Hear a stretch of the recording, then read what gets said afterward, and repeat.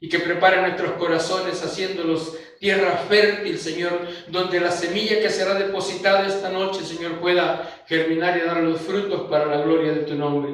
En Cristo Jesús te lo pedimos y te damos las gracias, y tu pueblo dice amén. Tengan, hermanos, la bondad de tomar su lugar, pueden tomar su asiento.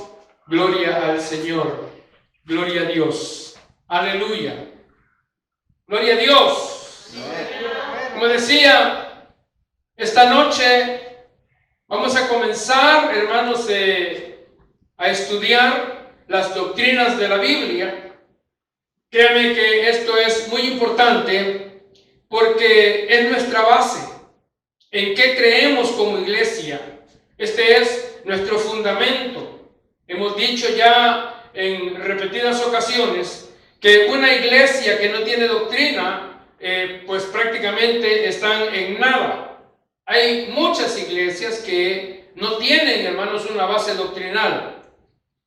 Así que esta noche nosotros vamos a comenzar con ese recorrido doctrinal que hacemos, comenzando, hermanos, con la doctrina que nos muestra que la Biblia es la palabra de Dios. Esta noche, el primer tema con el que vamos a comenzar es con la inspiración de las Escrituras. Es la doctrina que nos enseña, hermanos, lo que la Biblia dice de sí misma, o dicho de otra manera, lo que Dios dice acerca de su propia palabra. Si nosotros queremos conocer a Dios, tenemos que conocer la Biblia. Si nosotros queremos, hermano, conocer las perfecciones de Cristo, tenemos que conocer la Biblia.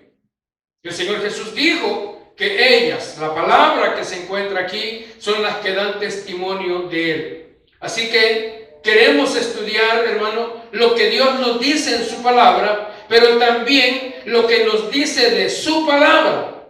Y para ello es que tenemos que comenzar estudiando esta doctrina de la inspiración de las Escrituras, porque sin ella, hermanos, es decir, sin el conocimiento de esta doctrina, todas las demás enseñanzas se caen. Si no tenemos conocimiento de la doctrina de la inspiración de las Escrituras, todas las demás enseñanzas se van a desplomar.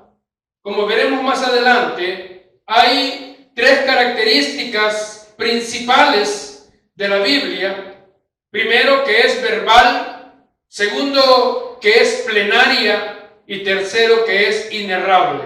Son tres características principales que tiene la palabra de Dios: verbal, plenaria e inerrable. Lo explicaremos más adelante en detalle.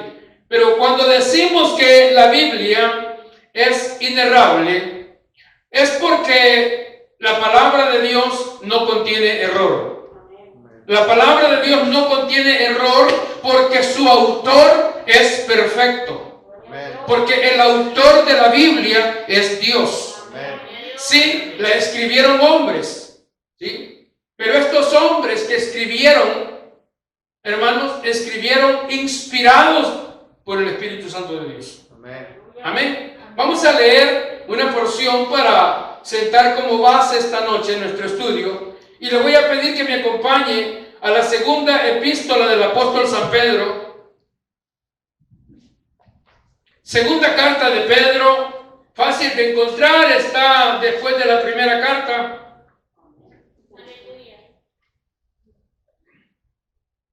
Segunda de Pedro, capítulo 1. Gloria a Dios. Verso que leemos, vamos a leer tres versos. Verso 19 al verso 21. Segunda de Pedro, capítulo 1, verso 19. Dice la Escritura de la siguiente manera: tenemos también la palabra profética más segura, a la cual hacéis bien en estar atentos como a una antorcha que alumbra el lugar oscuro, hasta que el día esclarezca y el lucero de la mañana salga en vuestros corazones. Entendiendo primero esto, que ninguna profecía de la Escritura es de interpretación privada, porque nunca la profecía fue traída por voluntad humana, sino que los santos hombres de Dios hablaron siendo inspirados por el Espíritu Santo. Como podemos notar, hermanos, en esta porción, encontramos dos razones por las que debemos de prestar mucha atención a la palabra de Dios. Dos razones fundamentales por las cuales debemos de prestar mucha atención a la palabra de Dios. La primera de ellas es porque dice que es la palabra más segura. Oye, es la palabra más segura. Y segundo, porque es divina, porque es inspirada por el Espíritu Santo de Dios. ¿Sabe? Uno de los problemas que tienen muchas personas, muchos cristianos, mejor dicho, en este tiempo, es que no están recibiendo enseñanza doctrinal. Y es por eso que son cristianos sin fundamento. Son cristianos, son como un cuerpo sin columna vertebral, imagínense usted. Son personas que, como no tienen un fundamento doctrinal, andan de un lado a otro, andan de iglesia en iglesia. Son personas que viven confundidas porque en un lugar escuchan una cosa, luego se van a otra y escuchan otra cosa, y se van a otra y escuchan lo contrario de las dos anteriores y al fin no saben ni qué creer. Es por ello que es importante, hermanos, que nosotros conozcamos este libro. Ya que en este libro vamos a encontrar, hermanos, evidencias claras que muestran que es la palabra de Dios. ¿Qué es la Biblia? Podríamos comenzar haciendo esa pregunta. ¿Qué es la Biblia? Hay personas que la hacen, hay personas que le preguntan a uno, bueno, y en sí, ¿qué es la Biblia? La palabra Biblia, hermanos, viene de la palabra griega biblos, que significa simplemente libros. Eso es lo que significa la palabra Biblia, significa libros. Y se refiere entonces a un conjunto de libros. Usted sabe que aquí tenemos 66 libros que están agrupados. Ahí tenemos dos secciones. Vamos a hablar de ellas, Antiguo y Nuevo Testamento. Pero este es el libro por excelencia. En términos generales podríamos nosotros decir que la Biblia, como ya dije, se divide en dos partes, Antiguo y Nuevo Testamento. ¿Qué encontramos en el Antiguo Testamento? Bueno, el Antiguo Testamento, hermanos, es la parte de la Biblia que narra las relaciones de Dios con la humanidad desde la creación hasta el año 400 antes de Cristo. Eso es lo que encontramos, hermanos, en el Antiguo Testamento. Las relaciones de Dios con la humanidad desde la creación hasta el año 400 antes de que llegara nuestro Señor Jesucristo. En el Nuevo Testamento, hermanos, encontramos nos narra el nacimiento de nuestro Señor Jesucristo y se cierra con el último escrito del apóstol San Juan, que conocemos como el Apocalipsis. Ahora bien, la Biblia se compone de 66 libros. 39 de ellos corresponden al Antiguo Testamento y 27 corresponden al Nuevo Testamento. Yo sé que ustedes ya conocen de memoria, se saben de memoria todos los libros en el orden en el que están, así que nos vamos a obviar esa parte, ¿sí? No vamos a estar preguntando ni cuáles son, ni cómo están, porque yo sé que ustedes ya los conocen, amén. Pero, hermanos, si queremos saber más, bueno, ¿quiénes escribieron la Biblia? Es otra pregunta que alguien puede hacer, y para eso sabemos que el Antiguo Testamento fue escrito por profetas y que el Nuevo Testamento fue escrito por apóstoles de Jesucristo, de nuestro Señor Jesucristo. El Antiguo Testamento fue escrito en hebreo y el Nuevo Testamento fue escrito en griego y algunas partes en arameo. Así fue como se escribió la Biblia. El Antiguo Testamento fue escrito en hebreo y el Nuevo Testamento fue escrito en griego. Eso es importante, hermanos, también saberlo, porque el griego es un idioma, es un lenguaje que es muy rico en sinónimos. ¿Sí? Una palabra que tiene efecto, significado para muchas cosas, diferente al nuestro, y muchas veces por eso es de que hay errores en la interpretación a la Escritura, cuando se desconoce, hermanos, lo que significan algunas palabras en el griego. Ahora bien, una gran parte de la Biblia, hermanos, es pura historia. La narración de hechos que tuvieron lugar en este mundo en virtud de la intervención de Dios, y otra parte de la Biblia tiene, hermanos, carácter legislativo, moral, doctrinal o religioso, y hay una parte también de la Biblia que es de carácter profético. Ahora, ¿por qué es importante, hermanos, que el creyente o que los creyentes conozcamos la Biblia? ¿Cuál es, hermanos, la importancia? Aparte de que a través de ella es que nosotros podemos conocer a Dios, porque Dios se revela a través de las Escrituras. Entonces, hermanos, también es importante que nosotros conozcamos la Biblia, porque siempre nos vamos a encontrar con personas que van a querer desacreditar este libro.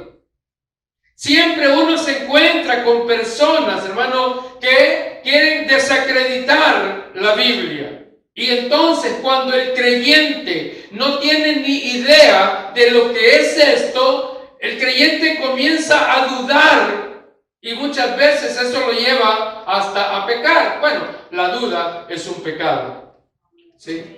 Pero siempre, hermanos, uno se va a encontrar con personas que le van a objetar lo que usted va si usted está tratando de evangelizar personas, siempre va a aparecer alguien por ahí que va a venir a quererle objetar, que le va a decir cuánta cosa acerca de la Biblia, y es ahí donde uno tiene que estar preparado, ¿sí? Uno tiene que estar preparado para, hermanos, presentar defensa de la verdad, para poder contrarrestar, hermanos, los ataques del enemigo, para poder, hermanos, sacar del error a aquellos que están en error. Así que, sí, la Biblia, fueron hombres los que la escribieron, la misma Biblia lo dice, pero que fueron hombres inspirados por el Espíritu Santo de Dios. Sin la inspiración del Espíritu Santo, hermano, no hubiese sido posible escribir un libro como este. Imposible. Sin la inspiración del Espíritu Santo, repito, hubiese sido imposible escribir un libro como este. ¿Por qué razón? Porque el hombre, aunque quisiera, jamás hubiera podido escribir un libro como este. Nunca el hombre hubiera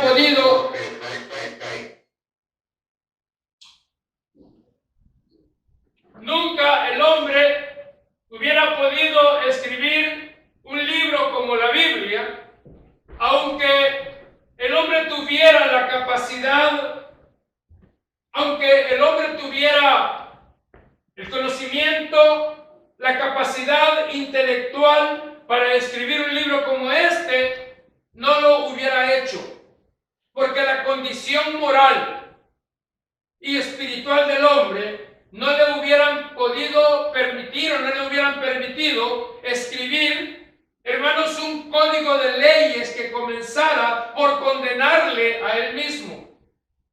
No sé si me oyen, estoy atrás. Amén. No sé si los que estoy teniendo problemas con el audio, no sé si los que están En el otro lado, allá en el teléfono, no sé si me escuchan ustedes. Si alguien, no sé, alguien me puede confirmar que me escuchan, si no para darle más volumen a la voz. Sí, así que si, no sé, ahí, hermana Claudia o alguien que me esté escuchando, quiero saber si me escuchan por ahí. Pero decía, el hombre no no podría escribir un libro como la Biblia sin la ayuda o sin la inspiración, mejor dicho, de Dios. No hubiese podido escribirla porque, repito, la condición moral y espiritual del hombre nunca le hubieran permitido escribir un código de ley que comenzara por condenarle a sí mismo, porque la Biblia, hermanos, condena la mentira, la Biblia condena la desobediencia, la Biblia condena la idolatría, la Biblia condena la avaricia, la Biblia condena el crimen y tantas cosas que la Biblia condena. Y nos dice la Escritura que por cuanto todos somos culpables de pecado, todos estamos destituidos de la gloria de Dios. Y la Biblia nos dice que no hay justo ni aún uno. Aleluya. Oiga, por 2000 años, la Biblia, hermanos, ha sido el libro más atacado. Por 2000 años la Biblia es el libro que ha sido más combatido en el mundo, pero no han podido destruirla ni podrán destruirla porque es la palabra de Dios. ¿Sabe? Uno de los argumentos que usan los detractores de la verdad, cuando uno les expone la palabra de Dios, muchos dicen, no, es que la Biblia tiene errores. No, es que la Biblia tiene muchas contradicciones. No, es que la Biblia la escribieron hombres.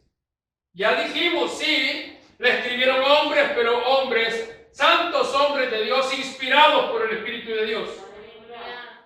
En los primeros siglos del cristianismo, en los primeros siglos, hermanos, se levantaron en contra de la Biblia escritores y filósofos griegos como Celso, Hierocles, Porfirio, hombres que atacaron duramente las Escrituras. En el siglo XVII, en el siglo XVIII, la Biblia también fue atacada por otras tres mentes diabólicas, como aquel filósofo y abogado francés Voltaire, el escocés David Hume y un neoyorquino llamado Thomas Paine. Hombres que dedicáronse a atacar, hermanos, la Biblia, pero ninguno de los ataques de esas mentes envenenadas pudieron hacerle daño a la unidad y a la veracidad del libro sagrado. El Señor Jesús dijo, el cielo y la tierra podrán pasar, podrán desaparecer, pero no la palabra de Dios. Amén. Ahora, ¿por qué el hombre debe conocer las Sagradas Escrituras? Porque solo la Biblia, hermanos, ha tenido y solo la Biblia tiene el poder de cambiar las vidas. Solo la Biblia tiene el poder de cambiar la vida del ser humano. Hermanos, hay incontables ejemplos de vidas cambiadas. Hay incontables ejemplos, hermanos, testimonios de vidas que han sido regeneradas por el poder de la palabra de Dios. Amén. Tribus salvajes, hermanos, se han transformado por la lectura de la palabra de Dios. Hombres muy destacados, como el poeta cubano José Martí, como expresidentes como George Washington, Abraham Lincoln, el poeta alemán Johann von Goethe, entre tantos, son hombres que han acudido a la Biblia buscando orientación, buscando fortaleza, buscando consuelo, buscando luz, buscando inspiración. Solo los del siglo XXI no buscan la Biblia. Por no decir los que no vinieron. Así que Es por eso que tenemos que conocer este libro sagrado. Amén. Amén. Y tenemos que conocerlo y tenemos que creer que es la palabra de Dios. Amén. Para que cuando alguien venga y quiera desvirtuarlo, usted tenga cómo presentar defensa. Usted tenga un argumento para defender su fe, para defender lo que usted cree. Aparte de eso, aparte de que nos sirve el conocimiento de las Escrituras para poder defender nuestra fe, también, hermanos, debemos de conocer la palabra de Dios, porque esa es una de las responsabilidades que Dios ha dejado para los hombres.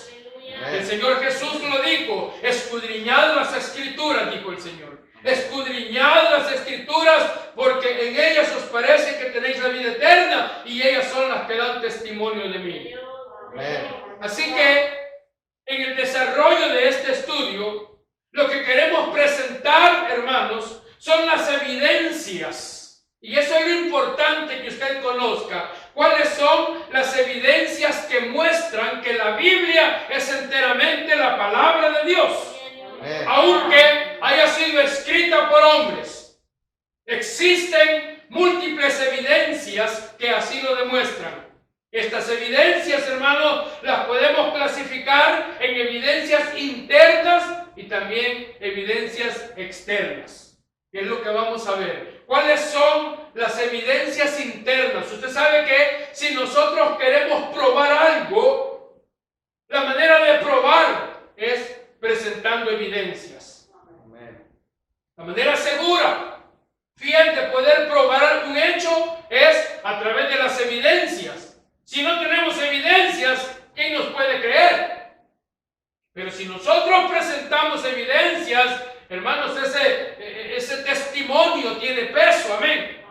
Es por ello que es necesario conocer cuáles son las evidencias que muestran que este libro contiene la palabra de Dios, que es la palabra de Dios. Amén. Y hablando de evidencias internas, la misma palabra lo dice, son aquellas que están contenidas dentro de la misma Biblia. Es decir, son declaraciones escriturales, donde la Biblia misma, Dios mismo confirma que la Biblia es la palabra de Dios, que contiene la palabra de Dios. Veamos un par de textos.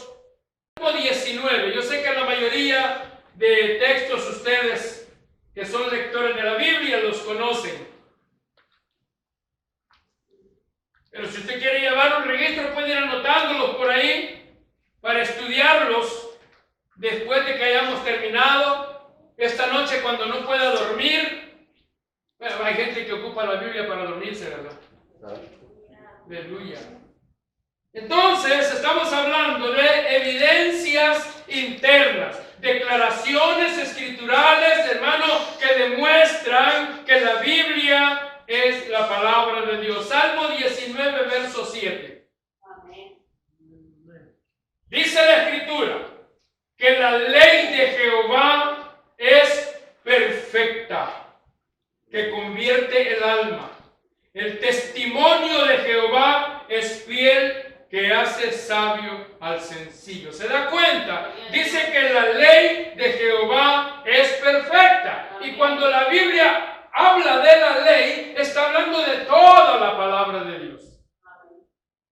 De toda la palabra de Dios. El Señor Jesús lo menciona. En una ocasión Él dijo: lo que está escrito de mí en la ley, los salmos y los profetas. Pero la ley, cuando se habla de la ley, estamos hablando de la palabra de Dios. Luego dice el verso 8 del mismo Salmo 19, los mandamientos de Jehová son rectos que alegran el corazón. El precepto de Jehová es puro que alumbra los ojos. Estamos viendo evidencias escriturales que prueban que la Biblia es la palabra de Dios. Salmo 119. Si estaba en el Salmo 19, corra así en adelante. Y va a llegar al 119. No lo vamos a leer todo, no se preocupe. Verso 114. 104. Salmo 119, apúrese. Versos 104 y 105. De tus mandamientos he adquirido inteligencia, por tanto he aborrecido todo camino de mentira.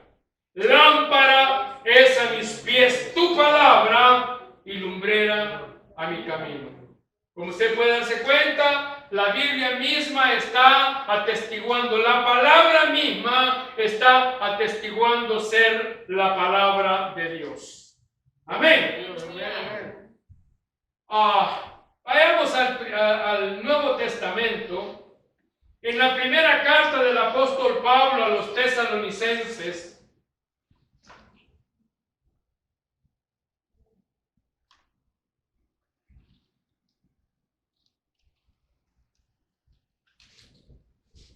antes de que llegue a 1 Tesalonicenses 2, hay otra porción en el Antiguo Testamento que es interesante.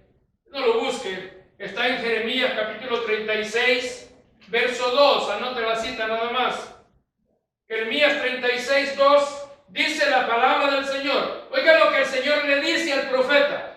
Toma un rollo de libro y escribe en él todas las palabras que te he hablado contra Israel y contra Judá y contra todas las naciones desde el día que comencé a hablarte, desde los días de Josías hasta hoy. El Señor le dice, toma un rollo de libro. Acuérdese que en aquel entonces no existían los libros, los cuadernos como los que tenemos hoy en día. Ellos escribían en rollos de pergamino, de pieles. Y el Señor le dice, toma un rollo y escribe. Decía 1 Tesalonicenses capítulo 2, si lo tiene el verso 13, dice la Escritura, por lo cual también nosotros sin cesar, es el apóstol Pablo, damos gracias a Dios de que cuando recibisteis la palabra de Dios que oísteis de nosotros, la recibisteis no como palabra de hombres, sino según es en verdad la palabra de Dios, la cual actúa en vosotros los creyentes. Estamos hablando de declaraciones escriturales. Estamos hablando de evidencias que contiene la misma escritura, dando testimonio ser la palabra de Dios. Hebreos capítulo 4, este se lo sabe de memoria. Hebreos 4:12. Porque la palabra de Dios es ¿qué cosa? Es viva y eficaz. Oiga, dice que la palabra de Dios es viva y eficaz y más cortante que toda espada de dos filos. Penetra hasta partir el alma y el espíritu, las coyunturas y los tuétanos, y discierne los pensamientos y las intenciones del corazón. Eso es la palabra de Dios. La palabra de Dios es viva. Amén. Amén. Es viva. La palabra de Dios, hermano, mire, no envejece, siempre está fresca. Usted puede predicar de un mismo versículo una y otra vez, y siempre Dios le está dando ahí. Porque es viva. Si no fuera así, ya no tuviéramos de qué predicar. Ya se nos hubiera terminado. Pero no, siempre nos está dando porque es viva. Y cada vez que se habla la palabra de Dios, hermano, hay un toque en el corazón del hombre, hay un cambio. ¿Por qué? Porque es eficaz. Por eso, 1 de Pedro, capítulo 4, verso 11,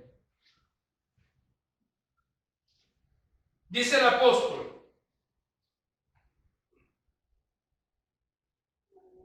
que si alguno habla, hable conforme a las palabras de Dios. Amén. Amén. Podríamos buscar muchos más textos, pero yo creo que con eso es suficientes, hermano, porque son textos que nos revelan, que nos muestran que este libro que nosotros tenemos contiene la palabra de Dios. Es la palabra de Dios.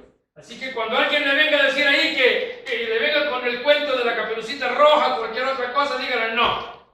Y usted le puede mostrar las evidencias que la misma Biblia contiene, que declara ser la palabra de Dios. Ahora, ¿cuáles son las evidencias externas?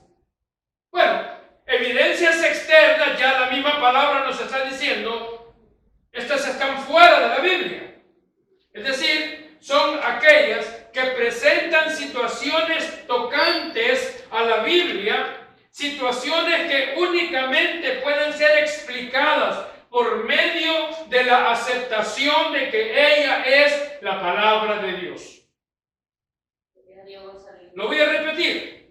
Las evidencias externas son aquellas, hermanos, que presentan situaciones tocantes a la Biblia, que únicamente pueden ser explicadas por medio de la aceptación de que ella es la palabra de Dios. Gloria a Dios. Algunas de las evidencias externas que son más notables son, por ejemplo, su unidad. La unidad de la Biblia es una de las evidencias externas más notables, porque la Biblia fue escrita por no menos de 40 autores. Para escribir la Biblia fueron aproximadamente 40 autores. Pero el asunto es que estos autores, la mayor parte de ellos, nunca se conocieron. No se conocieron porque vivieron, hermanos, en épocas muy diferentes y tuvieron intervalos de vida de hasta 1600 años. Oiga. Y fueron hombres que hablaron idiomas diferentes, que pertenecieron a culturas diferentes, que vivieron en países diferentes, que tenían diferentes tipos de personalidad, tenían oficios variados. Tenemos uno que era pescador, otro que era poeta, otro que era rey, otro que fue médico. Pero a pesar de todo eso, hermano, la Biblia no es simplemente una colección de 66 libros diferentes, sino que es un libro que muestra una total unidad de principio a fin, tiene una unidad de continuidad histórica, doctrinal y revelacional. Y eso es sorprendente, porque toda la Biblia, desde el Génesis hasta el Apocalipsis, el tema central de la Biblia es Jesucristo. Amén. La Biblia es cristocéntrica. Todos hablaron de ello. Y repito, no se conocieron entre sí.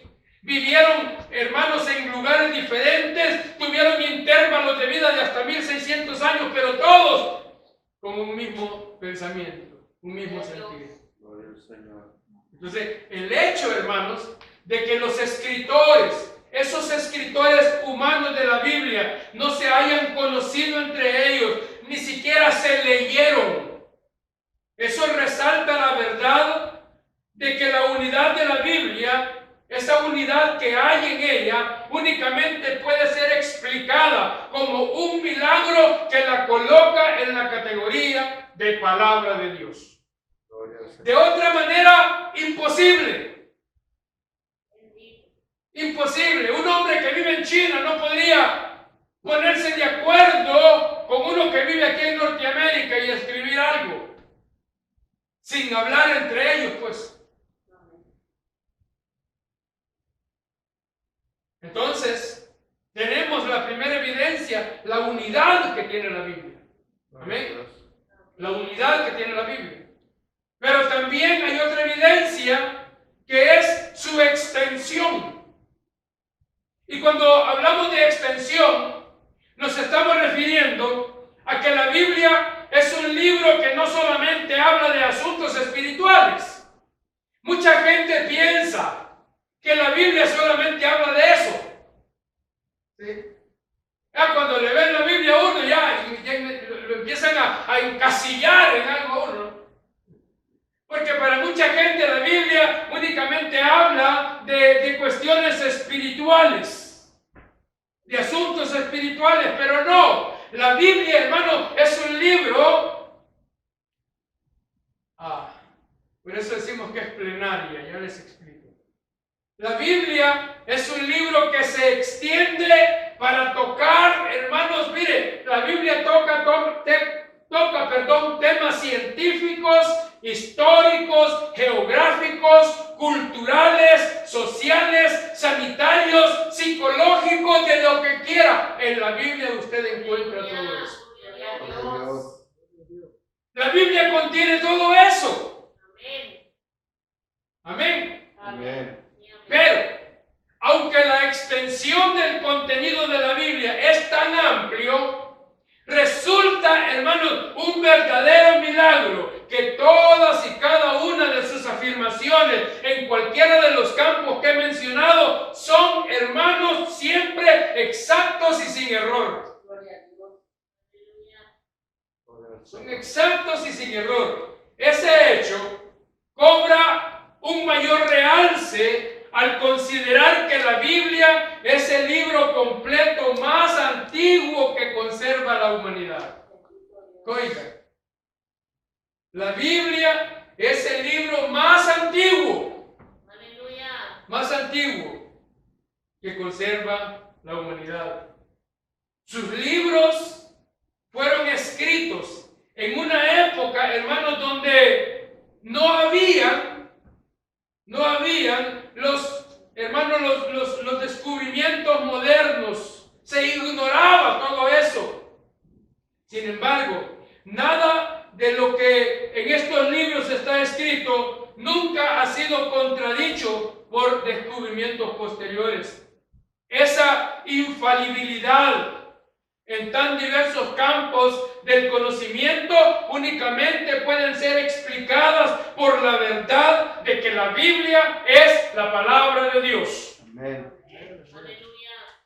Entonces tenemos dos evidencias: su unidad, su extensión, abarca todos los campos, pero también hay otra evidencia que esta todavía tiene más peso. ¿Cuál es? ¿Cuál sería la otra evidencia? Esto lo venimos enseñando de años. Le voy a poner 0. ¿De qué? Bien contestado, hermano David. Mira, dame un dulce a la salida, hermano David. Sus profecías. Esa es la tercera evidencia externa. Las profecías. El cumplimiento en la historia de las diferentes profecías bíblicas es una de las evidencias más convincentes de su origen divino. Si cualquiera de las otras dos alguien las quiere refutar, está bien, pero esta evidencia, imposible. Porque en la Biblia se encuentran profecías como la de la sucesión de grandes imperios mundiales. Se anuncia por nombre la llegada de grandes conquistadores. La Biblia menciona a Ciro de Persa. Se profetiza con siglos de antelación la fecha exacta de la venida del Mesías. Se profetiza, hermanos, el lugar y la forma de su nacimiento. Se profetiza su carácter. Se profetizan sus milagros, aún sus palabras. Se profetiza, hermanos, su muerte, su sepultura y su resurrección. Gloria a Dios, aleluya. La mayor parte de la Biblia es profecía. Y la mayor parte de ella, es decir, de las profecías, la mayor parte se han cumplido, hermanos, pero se han cumplido al pie de la letra. Gloria a Dios. Por eso decía que esta es una de las evidencias que tiene mucho más peso. Porque todas las profecías que anuncian en el Antiguo Testamento acerca del Mesías, todas se cumplieron, hermanos, al pie de la letra. Gloria a Dios. Y hay otra parte que se está cumpliendo en el presente, y hay otra parte, la parte final, que se va a cumplir aproximadamente o próximamente conforme al orden que la misma Biblia establece. Gloria a Dios. Entonces, el hecho de que las diferentes predicciones de la Biblia se hayan cumplido, hermanos, con total exactitud, eso, hermanos, es prueba de su origen sobrenatural. Gloria a Dios. Aleluya. Por ahí hay algunos que cuando sucede algo le atribuyen y dicen, oh, es que esto lo profetizó Nostradamus y no sé quién más. Amén. Sí. Pero yo he leído las profecías de Nostradamus y realmente ahí no hay nada certero como lo que la Biblia nos dice. Las profecías de la Biblia, hermano, todas se fueron cumpliendo una tras otra como la Biblia misma lo dice. Gloria a Dios. Amén. Y se están cumpliendo las de este tiempo y se van a cumplir las que faltan y todo será conforme a como Dios lo ha dicho. Aleluya. Y eso, hermano, es una prueba de su origen sobrenatural. Veamos unos ejemplos, algunas de las profecías que se cumplieron en la primera venida de Jesucristo, cuando Él vino a esta tierra la primera vez. El profeta Isaías escribió 700 años antes de Cristo. Isaías dijo con 700 años de anticipación que Jesús sería concebido por una virgen. Solo profetizó, hermano, lo dijo el profeta Isaías en el capítulo 7 de su libro. Isaías capítulo 7.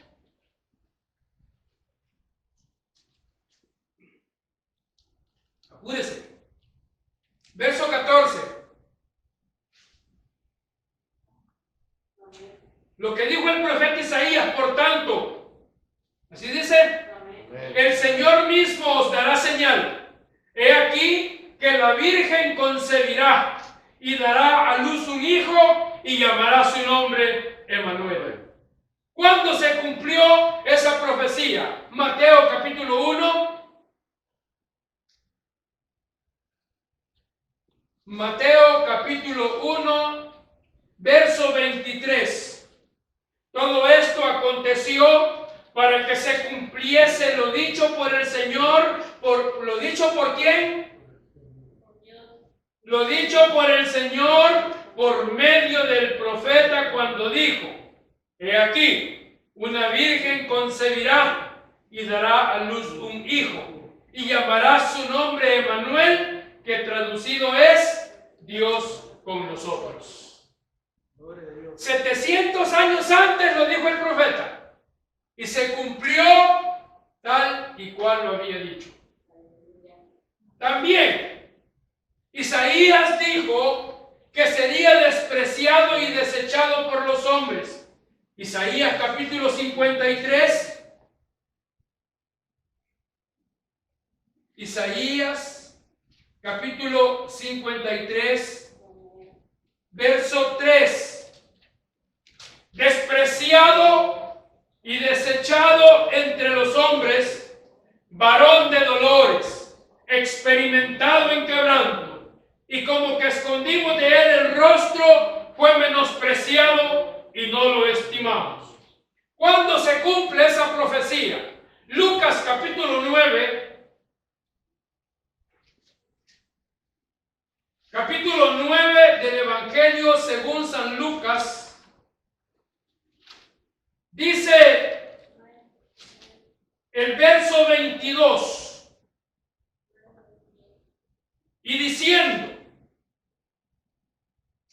es necesario que el Hijo del Hombre padezca muchas cosas y sea desechado por los ancianos, por los principales sacerdotes y por los escribas, y que sea muerto y resucite al tercer día.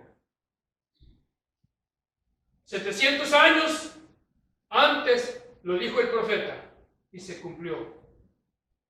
También el profeta Miqueas, a ver si lo encuentran. Miqueas predijo que Jesús había de nacer en Belén de Judá. Oiga, fue el profeta Miqueas. Y esta, hermanos, es una de las profecías más extraordinarias. Miqueas capítulo 5, verso 2. ¿Sí lo tienen? Mateas capítulo 5, verso 2. Pero tú, Belén Efrata, pequeña para estar entre las familias de Judá, de ti me saldrá el que será Señor en Israel, y sus salidas son desde el principio, desde los días de la eternidad. ¿Cuándo vemos cumplida esa profecía? Mateo capítulo 2.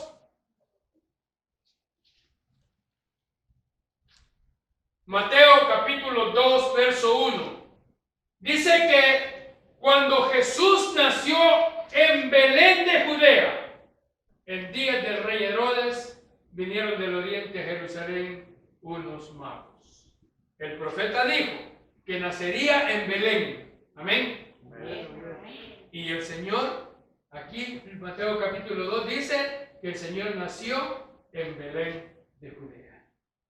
Y decía que esta es de las profecías más extraordinarias. ¿Sabe por qué? ¿Saben por qué? No, ¿verdad? Esta es una de las profecías más extraordinarias porque María vivía en Nazaret, allá en Galilea. Lo más probable es que su control prenatal se lo llevaban en el hospital de allá. Es decir, María, según ella, daría a luz ahí donde ella vivía, en Nazaret, en Galilea. Y ella no tenía ni idea de que su hijo iba a nacer en otro lugar. No, ella estaba, ya se acercaban los días de su alumbramiento y ella estaba en Nazaret, en Galilea, esperando que se llegara el día de su alumbramiento. Ya tenía lista la cuna. No sé si le hicieron baby shower, yo creo que no. Pero el asunto es que un día se le ocurre a aquel emperador llamado César Augusto, a este hombre se le ocurre promulgar un edicto ordenando un empadronamiento, es decir, un censo. Y ese censo obligó a María a viajar de Nazaret a Belén. Ella tenía que ir a empadronarse a Belén. Es como que el gobierno aquí de pronto dijera, bueno, vamos a hacer un censo, pero todos tienen que ir a anotarse allá a su país de origen. Que no regresen. Y entonces unos salen para México, otros salen para Chapinlandia.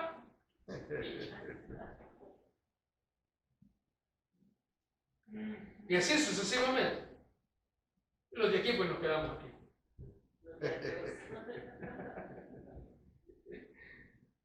Se le ocurrió ordenar un empadronamiento, un censo, y entonces María se ve obligada a tener que viajar de Nazaret a Belén. Hermano, si ese edicto no se hubiese promulgado en la fecha en que se dio, porque tiene que ver mucho la fecha en la que se llevó a cabo, Jesús hubiera nacido en Nazaret y no en Belén. Pero, ¿quién le dijo a Miqueas? Oiga, Miqueas también escribió 700 años antes. 700 años antes. ¿Quién le dijo a Miqueas 700 años antes, 700 años de anticipación, que iba a haber un emperador romano que iba a determinar, por supuesto sin saberlo, que Jesús naciera en Belén de Judá? El único que pudo haber hecho fue Dios. Gloria a Dios. Solamente Dios pudo conocer y revelar lo que Miqueas predijo. Es una de las profecías más sorprendentes. Veamos otra. David, el autor de los Salmos, predijo 1000 años, oiga, 1000 años, predijo que Jesús sería traicionado por uno de sus discípulos. 1000 años. En el Salmo 41,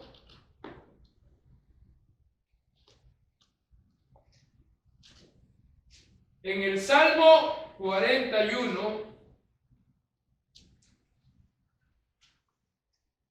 verso 9.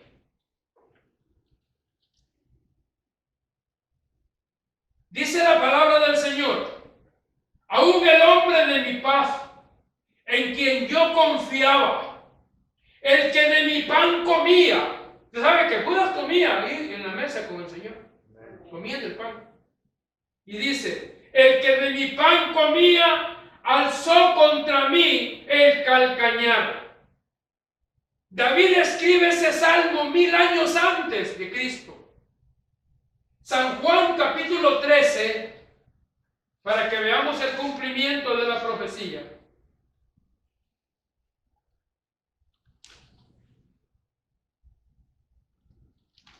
¿Lo encontró? San Juan capítulo 13, verso 18. Dice: no hablo de todos vosotros, yo sé a quienes he elegido, mas para que se cumpla la escritura, mas para que se cumpla la escritura, el que come pan conmigo levantó contra mí su calcañar. ¿Qué le parece? Gloria a Dios. 1000 años antes, 550 años antes de Cristo, el profeta Zacarías predijo que Jesús sería vendido por 30 piezas de plata. Zacarías capítulo 11. Gloria al Señor. Apúrese que ya se me está acabando la cuerda. Todavía tengo. Zacarías capítulo 11, verso 12. Estamos hablando de que 550 años de anticipación, el profeta dijo que Jesús sería vendido por 30 piezas. Zacarías capítulo 11, verso 12. Y les dije: si os parece bien, dadme mi salario, y si no, dejadlo. Y pesaron por mi salario, ¿cuánto? 30 piezas de plata. ¿Dónde está el cumplimiento de esa profecía? Mateo capítulo 26. Mateo capítulo 26, verso 15. Este es Judas hablando. Y les dijo: ¿qué me queréis dar? Y yo os lo entregaré. Y ellos le asignaron 30 piezas de plata. 30 piezas de plata. Entonces, hermanos, podemos ver que hay suficientes evidencias, tanto internas como externas, que demuestran, que prueban que la Biblia es la palabra de Dios. Amén. Evidencias externas, bueno, evidencias internas ya las vimos, las declaraciones escriturales, donde la misma Biblia afirma ser la palabra de Dios, y las evidencias externas como su unidad, su extensión y sus profecías que prueban que la Biblia es enteramente la palabra de Dios. Otro detalle, nos quedan todavía un par de minutos. Otros detalles es su aceptación. Ya vimos las evidencias. Otro detalle es su aceptación. Como decía al principio, no han faltado los detractores de la Biblia. Los detractores siempre han estado allí. Satanás siempre ha estado queriendo atacando la Biblia. Lo cierto es que la Biblia sigue siendo el libro de mayor popularidad jamás escrito. Es el libro que se ha traducido a mayor número de idiomas, más que cualquier otro libro. cada año, hermanos, desde que se inventó la imprenta, cada año la Biblia ha conquistado el primer lugar en número de ejemplares impresos y distribuidos. Es el libro que más se imprime.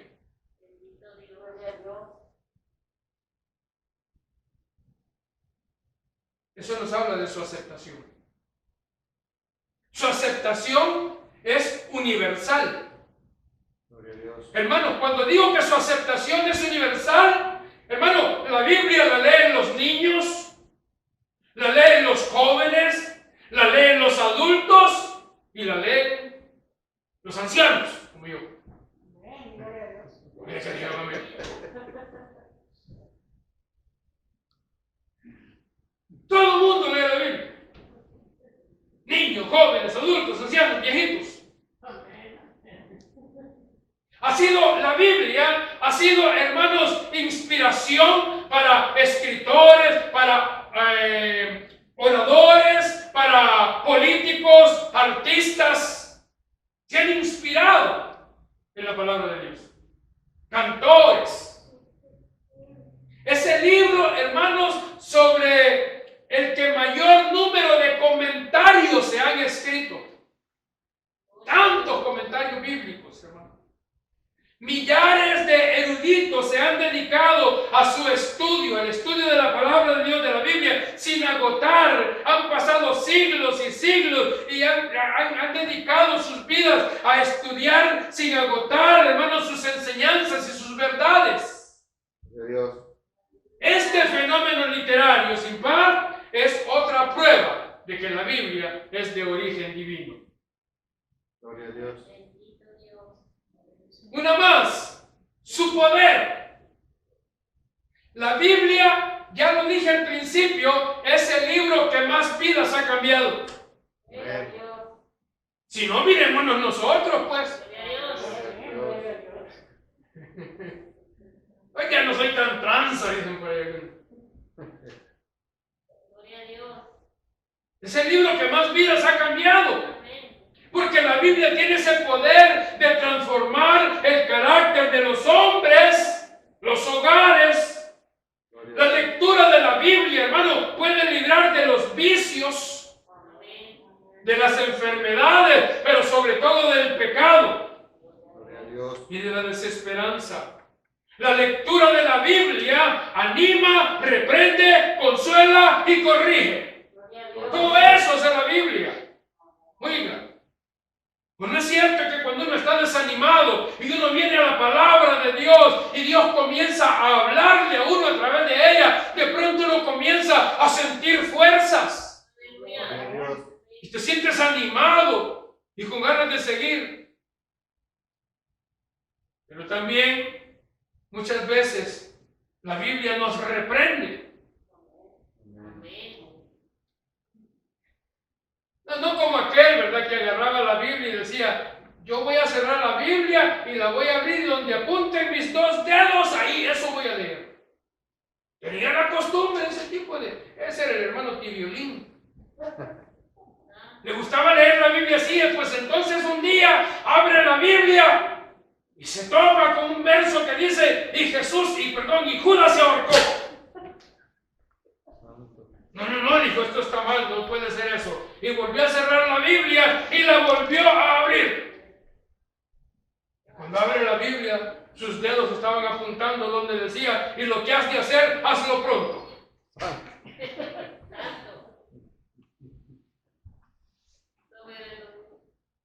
La Biblia anima, reprende, consuela. Gloria a Dios.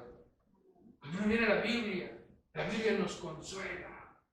El Espíritu Santo de Dios comienza a obrar cuando uno está leyendo los salmos y comienza a consolarte el Espíritu Santo a través de ellos.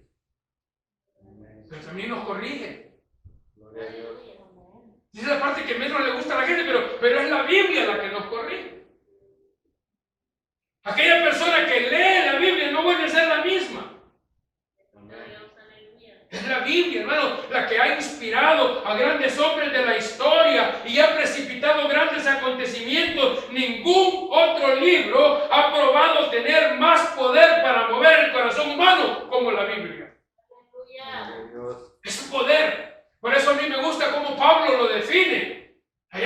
Corintios. Cuando él dice que la palabra de la cruz, dice, es locura para los que se pierden, pero para nosotros los salvos, dice Pablo, es poder de Dios. Amén.